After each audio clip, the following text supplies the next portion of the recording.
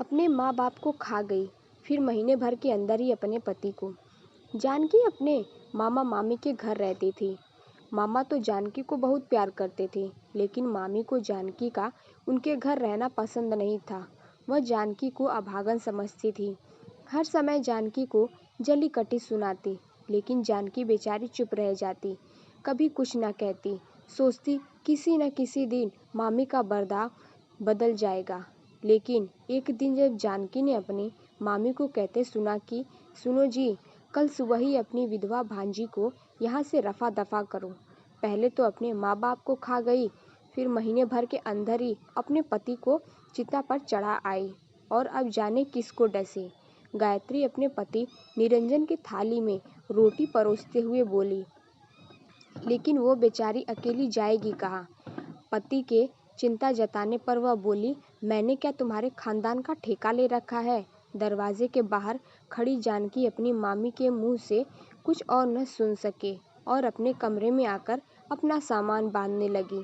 अगली सुबह मामी की आँख खुलने से पहले ही जानकी एक गठरी बगल में दबाए अनजान डगर पर निकल पड़ी। थक कर उसने देवी माँ के मंदिर में शरण लिया।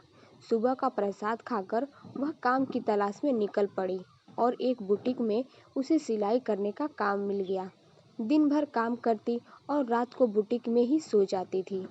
उसकी होम साइंस की पढ़ाई यहाँ काम आई। उसके नए नए डिज़ाइन और आइडियाज़ के कारण बुटीक में ग्राहकों की संख्या बढ़ने लगी, और तब बुटीक की मालकिन ने उसे अपने आउट हाउस में रहने के लिए जगह दे दी। एक दिन जानकी बुटीक के लिए सामानों की शॉपिंग करके घर लौट रही थी कि उसने सड़क पर 8 साल के एक बच्चे को भीख मांगते देखा। उससे रहा नहीं गया। उसने उस बच्चे से नाम पता पूछा तो उसने बताया कि उसका नाम नंदू है। अपनी सौतेली माँ की मार और अत्याचार से तंग आकर वह घर से भाग गया है। जानकी को नंदू का दुख अपने जैसा ही लगा और उसने नंदू को अपने जीने का सहारा बना लिया। इस तरह वह जन्म दिए बिना ही नंदू की माँ बन गई और नंदू जानकी का लाल बन गया। उसने नंदू का एडमिशन एक स्कूल में करा दिया। स्कूल से आकर नंदू जब उसे अम्मा कहकर लिपटता तो सिलाई करते उसके हाथों का दर्द पल में छूमंतर हो जाता। रात को जब वो अपने नन्हे नन्हे हाथों से उसके सिर को दबाता तो उसका मातृत्व आंखों से आंसू बनकर छलक पड़ता था।